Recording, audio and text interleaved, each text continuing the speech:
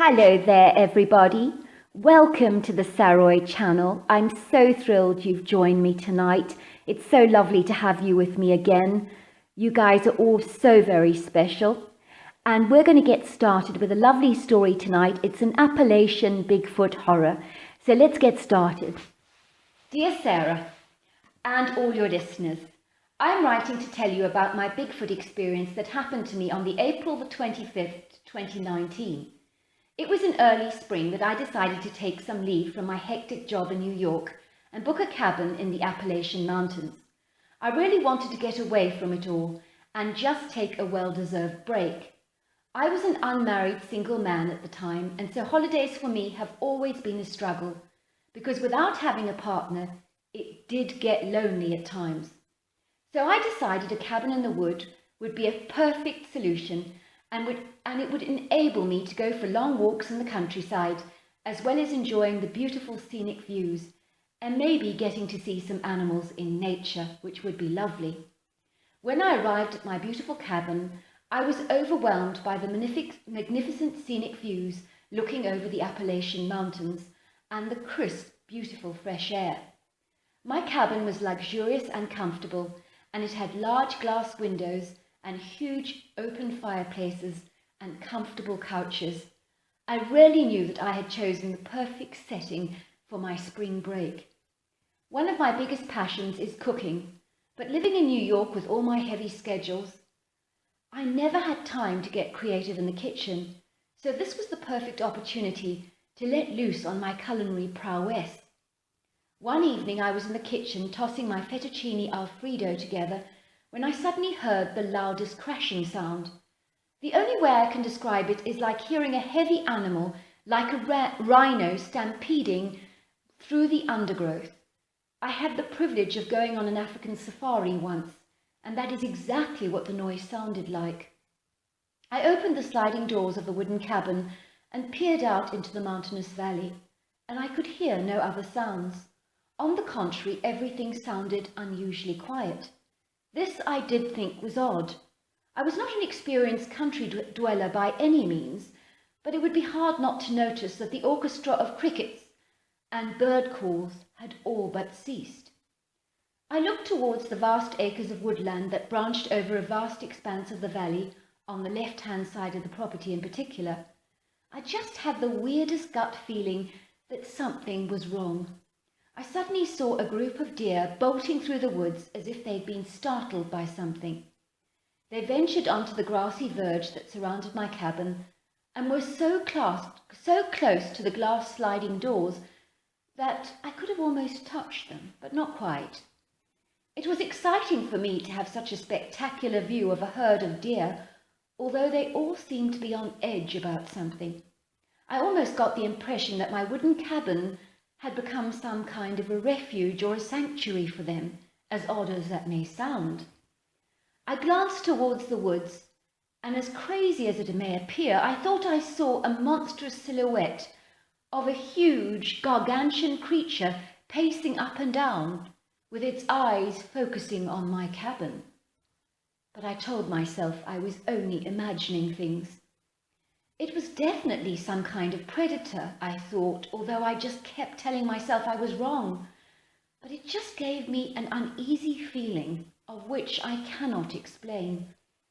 That night I went to bed feeling almost rattled as the deer had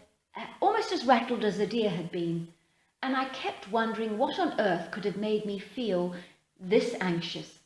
I told myself that I was the owner of an overactive imagination, and that it was all in my mind and nothing more. Imagine my surprise when the following morning I noticed a trail of blood leading from my cabin all the way to the woods. Seeing something as horrendous as that was like being in the middle of a horror movie. I decided to follow the trail of blood into the forest. As I ventured into the woods, the droplets of blood finally disappeared and stopped at the base of a very old tree that was covered with moss.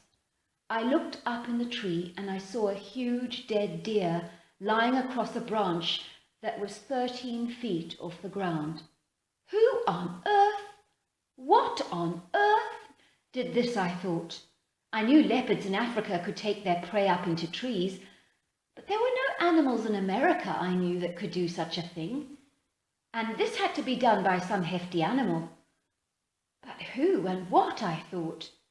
It would have to be a hell of a strong creature.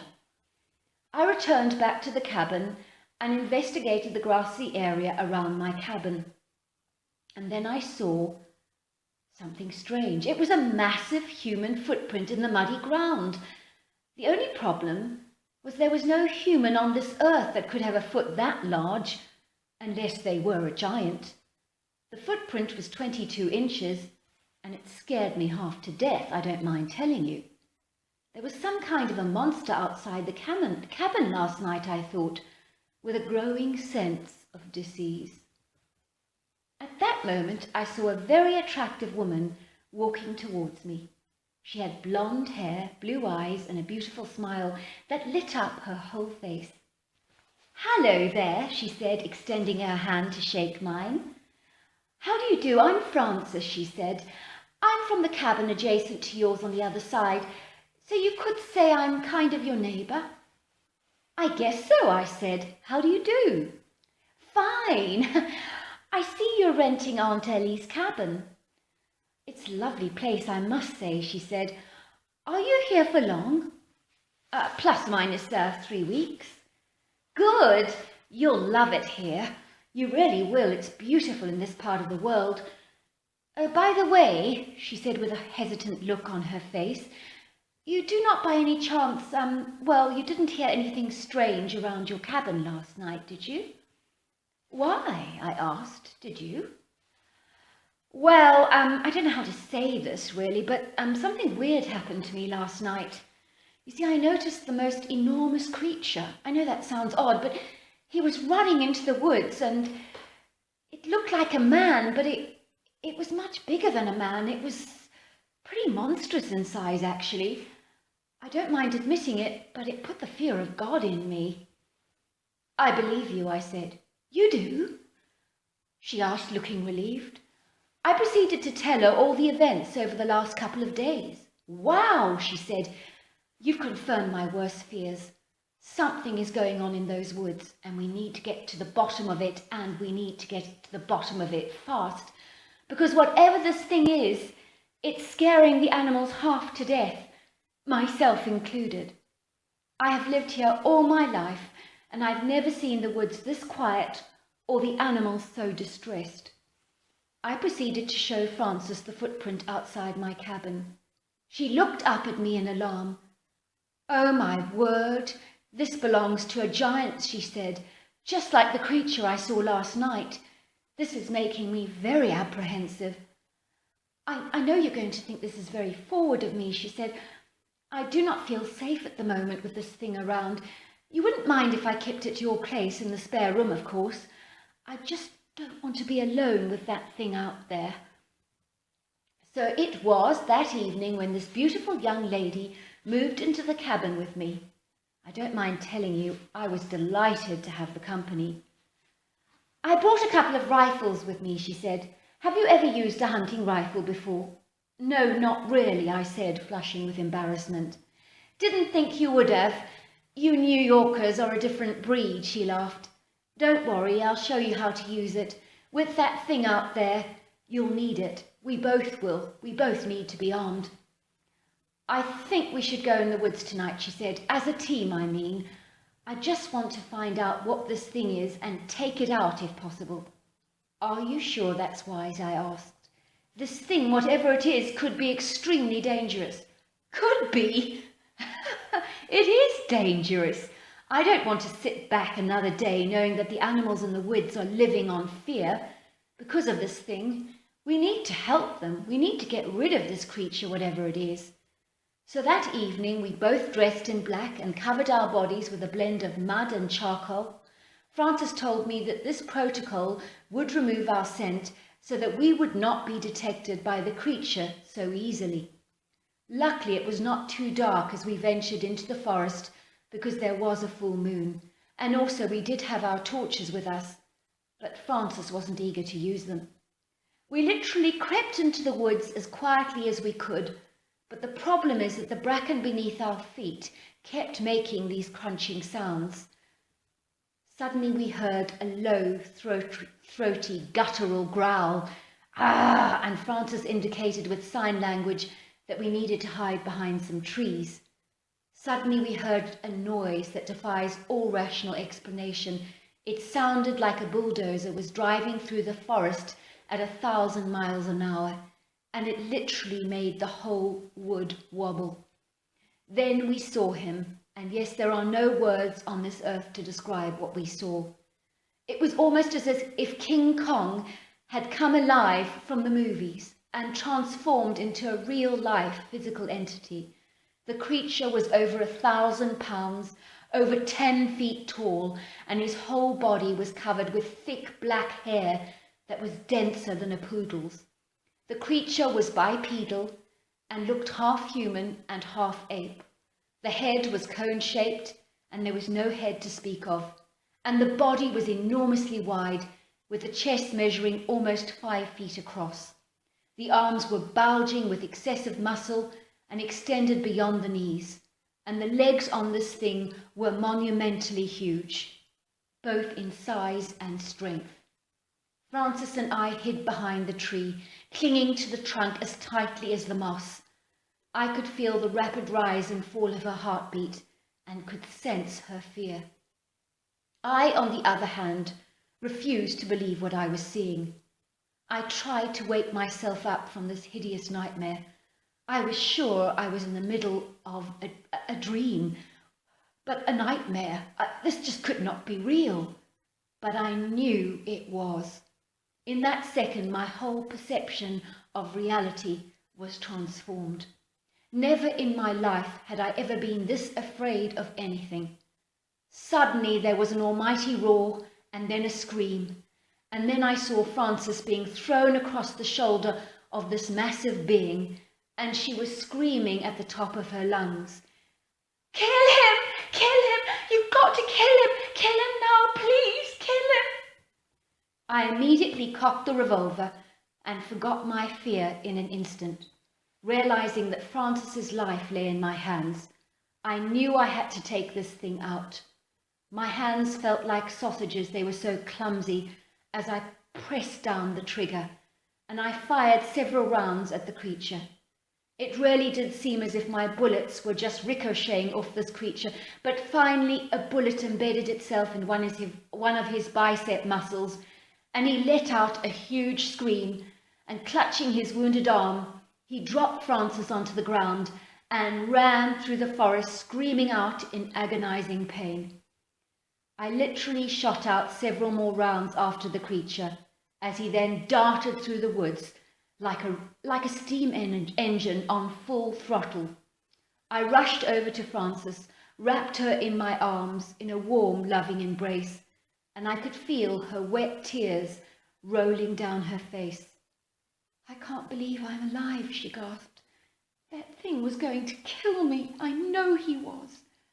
You saved my life tonight. I don't know what I would have done.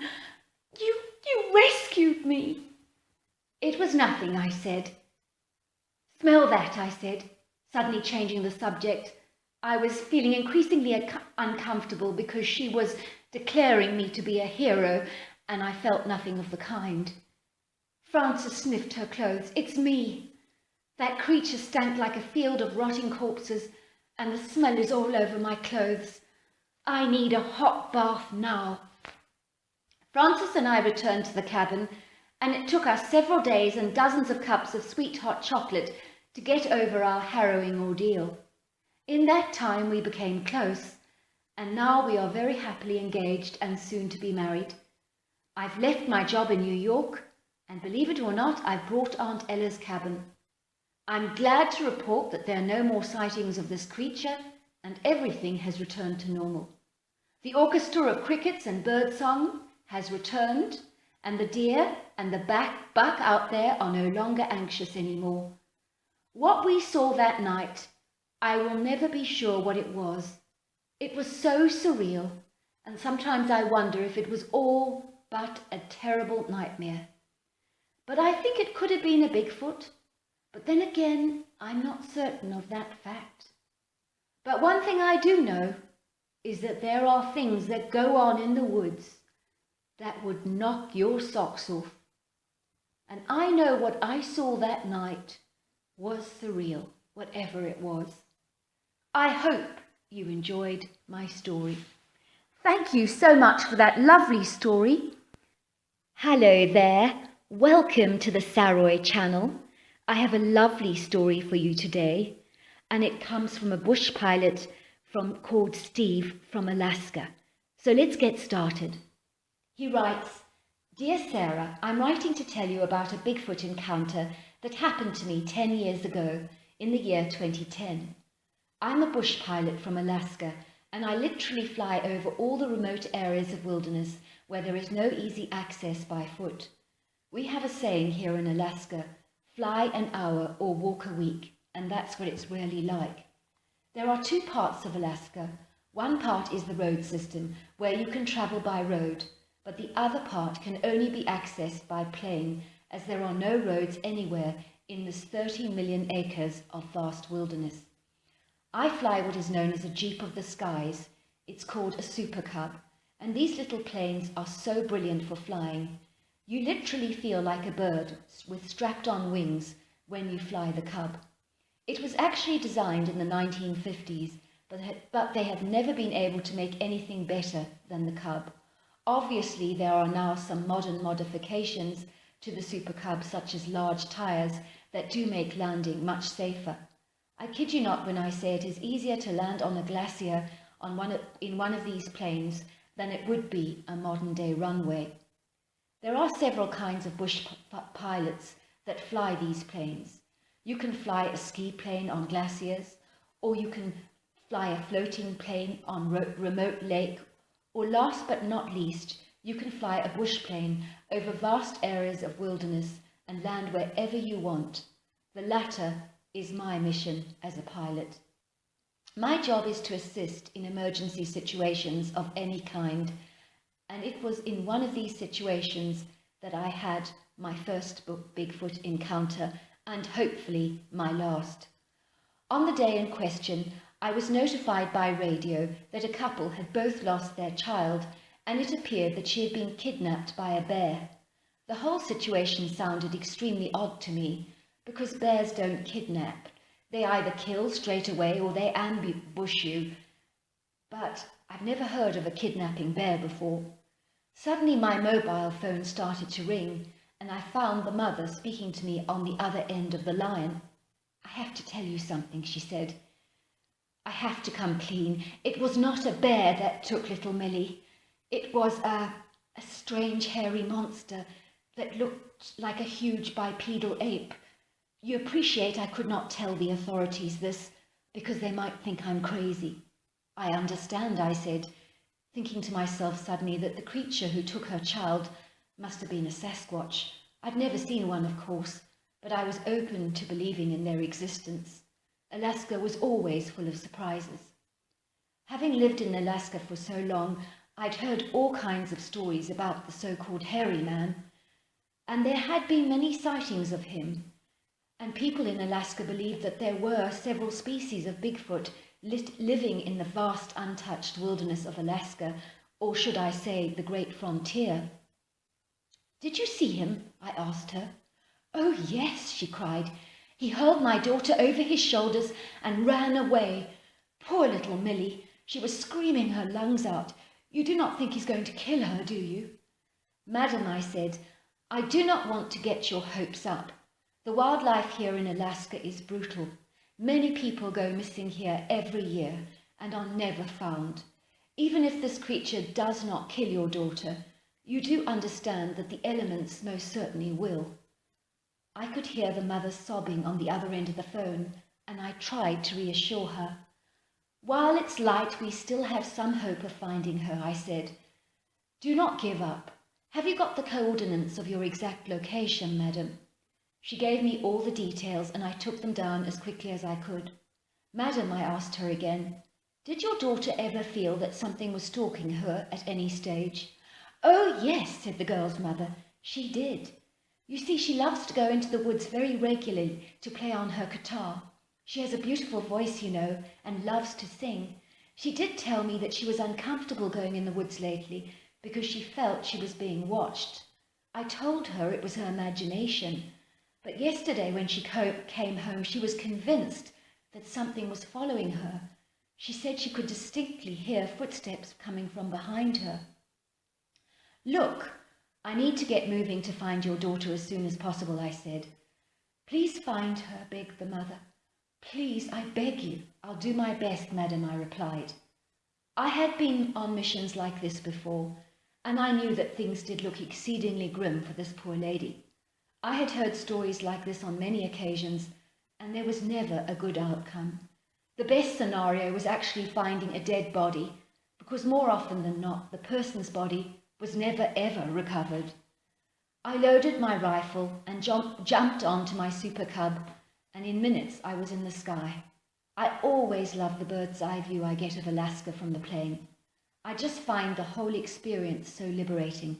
I have often been told I have the best job in the whole wide world, but now I wasn't so certain. Not if I had to be the bearer of bad tidings to this poor mother. To cut a long story short, I flew over the woods where the little girl went missing, and I noticed that a cluster of trees were swaying. I brought down my plane to 200 feet above the trees, and then closer.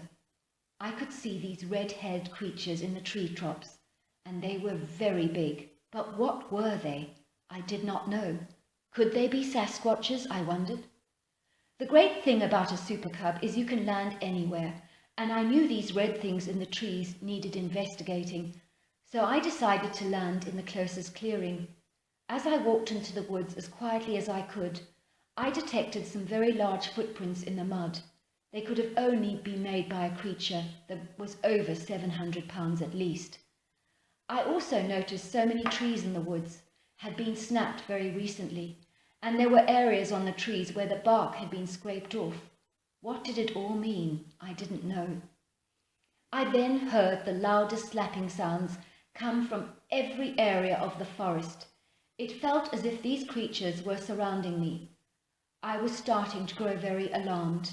I knew I was in serious danger, and so I cocked my rifle and fired a couple of warning shots into the air.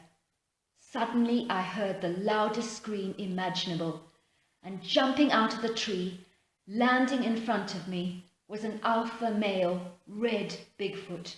How on earth was I really looking at this? And how on earth was a tree able to support a weight of such gargantuan form? Even a grizzly bear seemed small by comparison to this gargantuan creature, I thought. As he stood before me, he opened his mouth and let out another monstrous scream that was so loud it made my whole body vibrate. The fear I felt was palpable, and I really thought I was about to die. I knew I did not stand a chance in hell against this monstrous creature.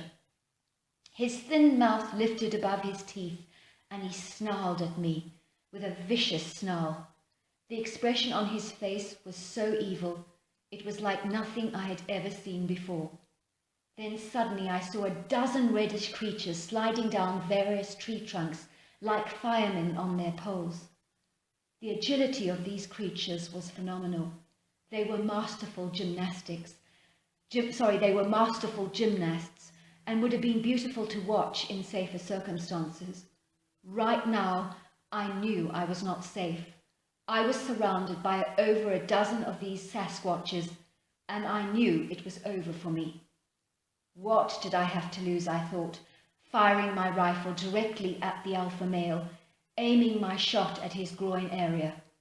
My bullet hit him in the balls, and he doubled over in agony, screaming like a baby. Suddenly all the red creatures scattered and raced up various tree trunks. I think seeing their pack leader in a bad way scared them off very fast. I wish I could say that I went looking for the kidnapped girl, but I did not. Anyway, I reconciled myself with the fact that she had to be dead. and returned to my plane in haste. I knew there was no time to lose. It was only a matter of time before the alpha male came after me again, and this time I knew I would not be so lucky. Sorry, I'm just getting to the place. As my plane rose up in the air, a creature climbed up into the seat next to mine. "Are we safe now?" she asked. It was the little girl I'd been looking for. "Are you Millie?" I asked in surprise. "How on earth did you get in here?" "Those creatures took me to the top of the tree," she said. "Then when the big ones screamed, they forgot about me and slid down the trunks. And I did too," she said. "I've never done anything so athletic in my life, but I was so afraid I had to get out of here. Anyway, I heard your gunshots, so I looked for your plane and got in and waited for you." "Clever girl," I said. "Did they do anything to you?" I asked. "No," she said, "but I think they were going to give me to the very big one, the one you shot." "I'm so glad I got here in time," I said. 2 days passed, and then I received a parcel from Millie's mother.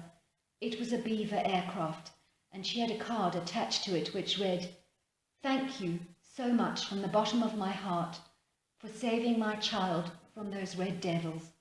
I will never be able to forget what you did." So that was my Bigfoot encounter. And no, I'm not flying that Beaver aeroplane I was given. I gave that plane to my son. You see, nothing in the world beats my super cub flying over the Alaskan wilderness. With best regards to you and your listeners, Steve. Thank you, Steve, so much for a really wonderful story. Hello, everybody. Welcome to the Saroy channel. You're really going to enjoy this wonderful story I have this evening, and it comes all the way from Harry, who's from Alabama. But this Sasquatch experience happened to him when he was in St. Louis. So let's get started. Dear Sarah and your listeners, my name is Harry and I'm originally from Alabama, but my Bigfoot encounter happened when I was living in St. Louis in the spring of 1992. I was driving a delivery van, delivering organic produce such as vegetables, fruit, dairy, and organic meat and chicken to my customers. I really enjoyed my job because I got to meet so many interesting people on my travels. Sometimes I made deliveries further away from St. Louis, but most of my drop-offs were pretty local. Like any delivery driver, I always had my favorite clients, and one of them was an elderly lady called Sheila. This lady was a hoot. She always made me laugh with her witty sense of humor. And she always invited me in for a chat, a large mug of coffee and a piece of her homemade apple pie served with lashings of cream. No one made apple pie quite like Sheila. Her pies were legendary and incredibly delicious. I noticed on this particular day, Sheila looked very flustered. "I think I must be losing my mind," she told me. "I made an apple pie an hour ago and it's gone. It's completely gone." "Sheila," I laughed, "no one makes better pies than you do. But I'm not having coffee with you just for the pie. I enjoy delivering you groceries and I also enjoy our chats." "Liar," she teased. "You wanted some of my apple pie, I know you did." Sheila beckoned to me to follow her onto the front porch, overlooking her wilderness-style garden with the wooded areas behind her property. "I put the apple pie here," she said. "I just had it, literally took it out of the oven. It was still very warm, and I put it here before you arrived." "You mean someone snuck out onto your property and stole the pie?" I asked. "Absolutely," she said. "But who and why? If they really want some of my apple pie, I would gladly give them some. But to sneak off with the whole thing makes me feel a little freaked out and anxious." "Of course it does," I said, patting her on the back reassuringly. "I'm sure it's a once-off." "I do hope so," she reflected, "but there is one other thing I want to show you, and that's giving me the heebie-jeebies, I have to say." I followed Sheila down the porch steps to the edge of the garden where there was a muddy spot. "Look," she said, pointing at the ground. "Have you ever seen anything like this before?"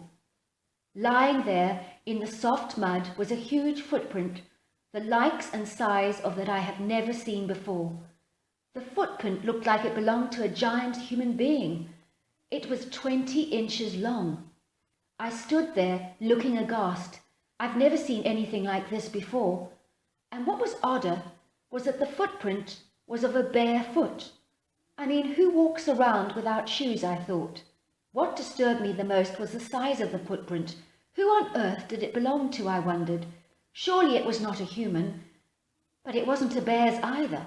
I was flummoxed. What was it, I thought. One other thing, she said, looking at me with a look of fear growing in her eyes. I really do feel like I'm being watched. I have felt this strange feeling for a few days now, but I brushed it off as just my imagination.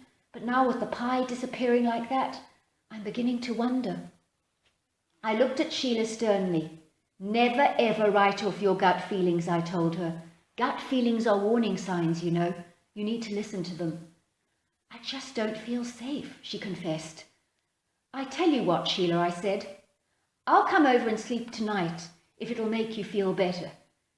You better make another one of your apple pies, I teased. Are you sure about this, said Sheila. Have you not got places to be and family obligations? What about your wife and your kids? Sheila, my wife would be mad with me if I did not stay over with you tonight, especially if you do not feel safe, I insisted. I arrived at Sheila's house in the early evening, and she looked very flustered again. I've had that feeling all day, she said. I just keep feeling as if I'm being watched. It's creeping me out. I was worried for Sheila. Look, I said, let's watch some happy TV and have a meal, and then go to bed. I'll stay on the couch and keep a lookout all night. I want to get to the bottom of this enigma. I have brought my rifle with me, so I promise you, you will be safe. Sheila was about to dish up her apple pie for dessert after we had eaten, and then I stopped her. You're refusing my apple pie? She asked. On this occasion, Sheila, I am.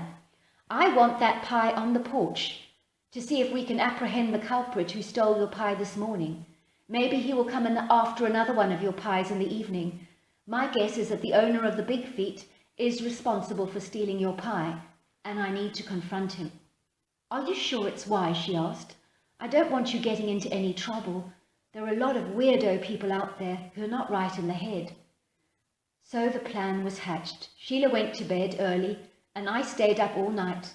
I was starting to feel very tired and about to resign myself to retiring to the sofa for a good night's sleep, when I heard a shrill whistling sound coming from the woods. And then I heard another one, and another. How odd, I thought. I wonder what that is. It sounded like a bird call, that I'd often heard those kind of bird calls in the woods near my home when I'd gone walking. Suddenly I heard a movement outside on Sheila's porch, and it sounded like it belonged to someone very heavy and big. I immediately cocked my rifle and peered through the window. It was working, I thought. The apprehender's getting close to the porch. He's after the apple pie. I had left a dim light near the porch on, so that I could get a good view of who and what the apple pie thief was. Then I saw him, and I rubbed my eyes in disbelief. No, I thought, this has got to be a dream. No, it can't be real. Am I seeing what I think I'm seeing? No, surely not. I was frozen to the spot with fear, and I kid you not that my whole body felt so heavy and weighted down by sheer panic, and I couldn't move. The creature was a Bigfoot, and there was no question of a doubt about that. He was over 8 foot tall.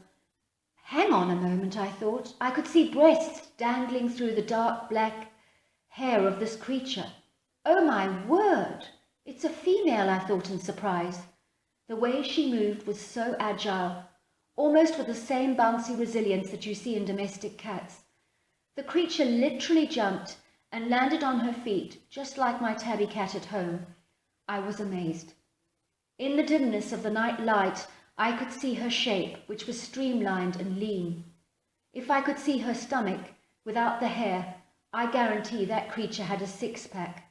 I could see muscles in areas where the hair growth was less dense, and believe me, the creature rippled with strong, lean, dense muscles throughout her whole form. Her arms were long and lanky and reached beneath her knees, and her feet and hands were enormous. Each finger on her hand looked like it was a sausage, and her nails were smooth and human-like. I could see her face when she turned around in my direction. I wondered if she could feel my horrified stares.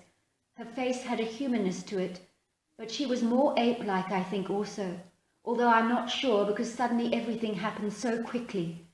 Before I knew it, the apple pie had been seized in her humongous hands, and then she opened her mouth and let out a huge whistle. There came a response from the woods, another shrill, lengthy whistle. Anyone listening would seriously believe the calls were from birds. It was almost like she was saying, "Coast is clear, got the apple pie, and I'm coming now." With that, she was gone faster than greased lightning, and I kid you not, 100 yards to her was a couple of seconds on those long, lean legs of hers. The next morning I told Sheila what had happened. "I do not think it is a good idea your staying here," I told her. "An animal like that can be unpredictable and dangerous.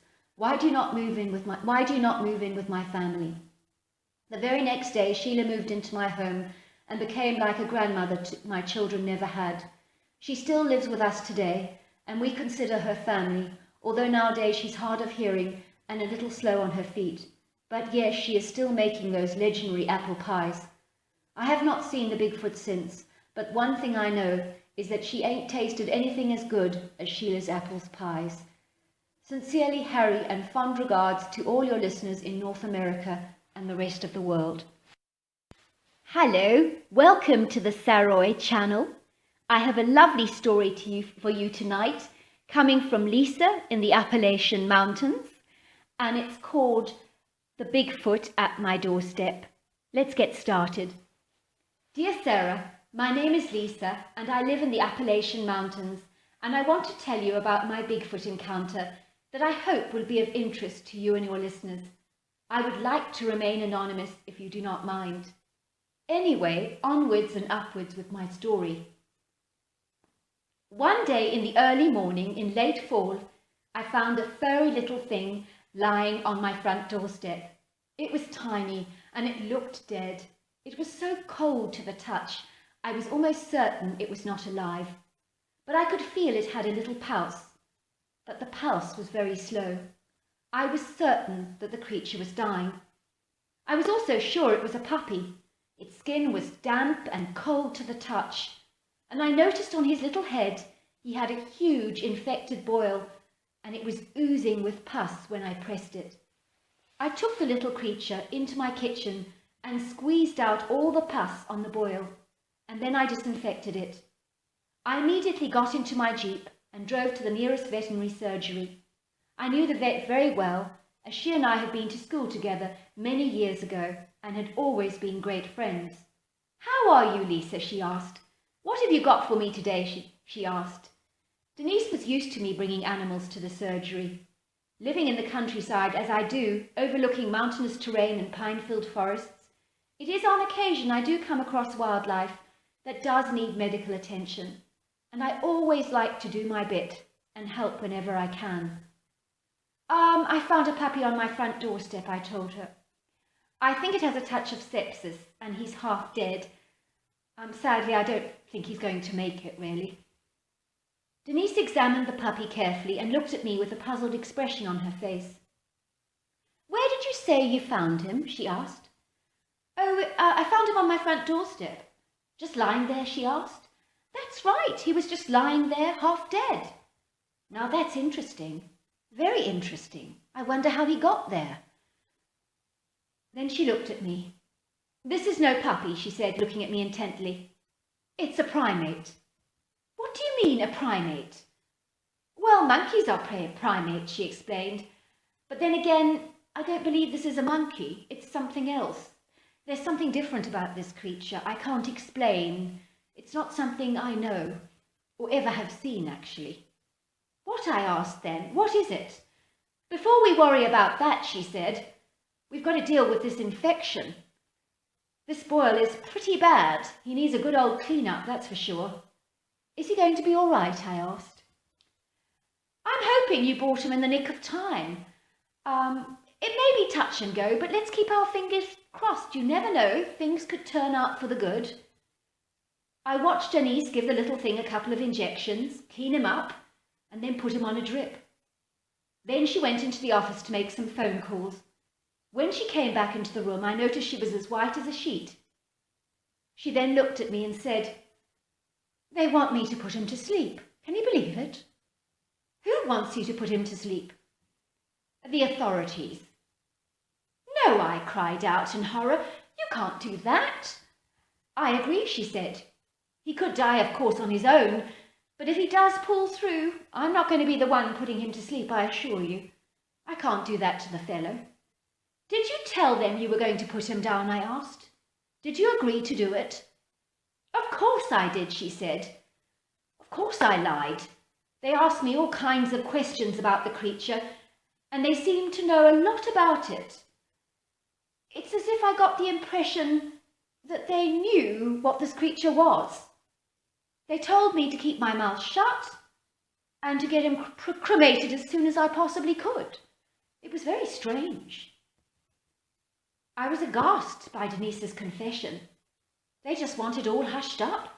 "Clearly," she said, "this must be a creature they don't want the public to know about. I think this is a Bigfoot." "A Bigfoot?"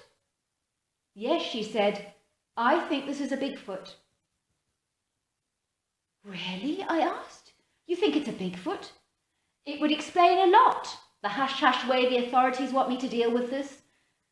And then, of course, the fact that this little thing that we have is a primate, but it's definitely not a monkey that I've ever come across. I've never seen a creature like this before." "What are we going to do?" I asked. "I'm not sure," she said. "I need to think about this, but let's get the little fellow better before we make any major decisions." I went away from the surgery flabbergasted. What I thought was a baby puppy was possibly a Bigfoot. And if that was the case, what was it doing on my doorstep, I wondered. After a couple of days, Denise phoned me. "Great news for you," she said. "The little fella's up and about, and you're going to love him. He's the cutest thing I've ever seen, and he's so affectionate." She was right. I'd never seen a cuter creature in all my life. It made the cutest chattering noise, and I just loved it when I picked it up and cuddled it. Denise let me feed it every single day with a bottle of special milk, and the creature got stronger and stronger. "Oh, I wish I could keep it, Denise," I said. "He's just so beautiful." "You can't keep it. I'd lose my veterinary license if the authorities found out what we've both done." She looked at me and said, "You know, primates are very clever creatures, but I imagine that Bigfoots are far cleverer. I believe it was no accident that this creature was at your front doorstep. I think the mother put him there in the hope that you would find him. She thought that maybe you would be able to save the life of her beloved little child. That's what I believe." "What should we do then?" I asked. "Well, the creature needs a few more days in care," she told me. "Once he's stronger, I want you to put him in a basket outside your front doorstep, where you first found him. And then you must wrap him up in a blanket so he stays lovely and warm. I'm hoping and assuming that his mum will come looking for him." "Do you think she will?" "Oh, I do," said Denise. "These creatures are very clever. What if she doesn't? Then it's back to the drawing board. But I think she'll come." A few days later, I went back to the surgery to retrieve the baby Sasquatch, and I was more smitten by him than ever before. Never in my life had I seen a creature so responsive to being touched and so utterly affectionate. He would sit on my back and ruffle his little hands through my hair. He was lovely. In secret, I was hoping the mother would not come to my front door that night, as I placed the sleeping little Sasquatch on the front doorstep. He had been given a sedative by Denise so that he would fall asleep quickly. I wrapped myself in a blanket and pushed my sofa as close to the front door as I could. I wanted to see if I could hear the mother coming back to get her baby. I was so curious. Soon I had fallen asleep, but I was awoken to the shuffling sound I could hear at my front doorstep. Then I heard the basket being lifted from the front doorstep, and I heard a tiny little grunt, and then the baby Sasquatch make a happy chattering sound, the sound that he always made with me. I smiled to myself. They're together again, I thought. I heard the mother Sasquatch moving away, and so I pulled the curtain back to watch. I could see her large, shadowy, dark, hairy form take large strides towards the wood and disappear into the trees. All I could detect was that she was the tallest creature I'd ever seen, and very wide in the chest area, but her legs did look long and lanky. I will admit it was hard to say goodbye to the little Sasquatch. He was the cutest thing I'd ever seen. If you have ever seen baby monkeys, they are cute, but this was way cuter. Even a human baby is not this cute. The next day I felt a hollow in my heart, that empty feeling that you have lost something that is very special to you. I felt sad. I phoned Denise to tell her the good news, and she was elated that the mother had returned to pick up the baby Sasquatch. Apparently the authorities were asking her more questions, but she had told them that she'd got the thing cremated, but that in fact she was mistaken, and it was a puppy after all, and it was just a case of misidentification. Did they believe you? I asked. Oh yes, they did. I made sure they did, she said. 3 days passed by, and life returned to normal, but I never forgot the baby Sasquatch, and I still haven't today. On the 4th day, I opened my front door and found a pile of smooth pebbles lying on my mat. They were lovely and smooth, and the nicest pebbles I'd ever seen, and I knew that they were from the mother Sasquatch, and I will always treasure them because it was her way of saying thank you to me. I hope you enjoyed my story. Thank you so much for your lovely story. Well, was that fact or fiction, I ask you? Hello there. Welcome to the Saroy channel. I've got such a lovely Bigfoot encounter for you this evening. It all happened when a lady during the coronavirus got incredibly bored and found a diary of someone who recorded some Bigfoot sightings. So let's get started. I know you're going to enjoy this story. Dear Sarah and all your listeners, I'm writing to tell you what I uncovered here at my home in St. Paul's, Minnesota. My family has lived in this part of the world for generations. Anyway, because of the lockdowns we have experienced this year since early 2020, we have been advised to keep social distancing and all of that stuff because of the COVID-19 virus. Naturally, like many people, I had tons of free time on my hands, and the question was what to do to eliminate the inevitable boredom that arises in times like this. That was when I decided to take down the antique box from my attic and look through all the family photographs and letters going back for generations. Well, guess what? I stumbled across an old diary written by an ancestor of mine, and it mentions her Bigfoot encounters. Although she did not know it was Bigfoot at the time, I found her diary both fascinating and interesting, especially the Bigfoot accounts. So here goes. Dear Diary, December the 8th, 1941.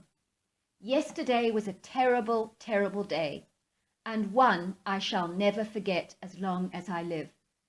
The Japanese did a sneak sky and sea raid all on Pearl Harbor. Everyone here is in disbelief, despair, and shock. We never imagined this would happen to any one of us. Everybody is determined to fight back. Mr. Hardy, who is Russian, said he would do anything to help America because our country saved him during challenging times in the Soviet Union.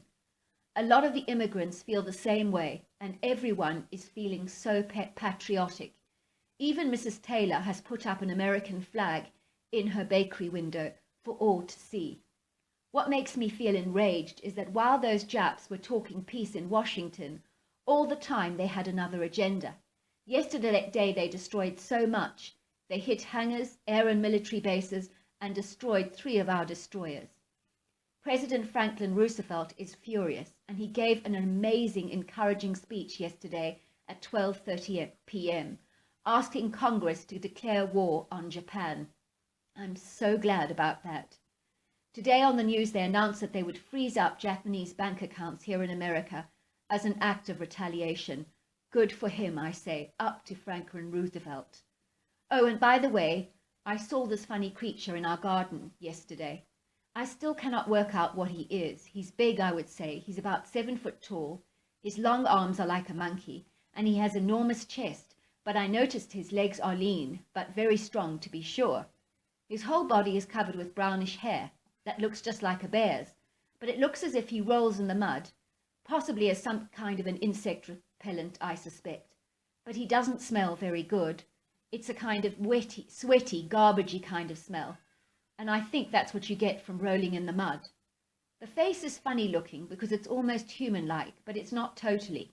The eyes are big and brown, and the mouth is slender, and the nose is squashed looking. Mum saw him too, and she screamed and ran into the house, telling everyone that there was a monster in the garden. Dad ran around the garden waving his spade in a threatening stance. Dad ran around the garden waving his spade in a threatening stance. He really looked ridiculous. Anyway, the animal bolted. I was not scared because the animal was as curious about me as I was about him. I could tell by the way he was watching me when I hung the washing on the line, and I didn't feel threatened at all. Mum is refusing to go outdoors because of the creature and has relegated me to hang out the washing in future on my own. She really is a baby shoes. Honestly, you would not think she was 30 already. She's not young anymore, and yet she behaves like a little child. Dear Diary, 12th of December, 1941. Everyone is very tense at the moment, and all ears are glued to the radio, listening to what is happening in the war effort. Eddie's son Carl is determined to fight the Japs, and so he's enrolling in the American Navy. Good for him, I say. I haven't told anyone, but I really fancy Carl. He's a really stunning guy, and the fact that he's going to fight the Japs makes me like him even more. But that's my secret, Diary.